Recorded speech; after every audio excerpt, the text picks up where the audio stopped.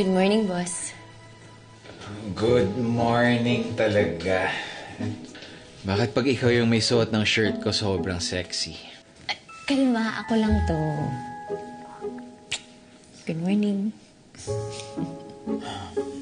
I can't wait to wake up beside you every day. Alam mo, the feeling is mutual. Pangarap ko din kaya to. Ang alin? Pag nag-asawa na ako, gusto ko mukha niya yung bubungad sa akin pag gising ko sa umaga.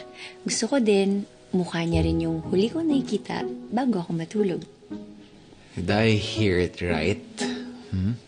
Asawa? Alam mo, magkape na muna tayo kung ano-ano na yung narinig mo. I know what I heard. Okay? Brandon, in-email na sa akin ni Kimberly yung mga gagawin mo today. No, I don't want to work. No work. Hindi pwede yun. Cancel all my meetings. Bakit? Anong gagawin mo today? I'll marry you.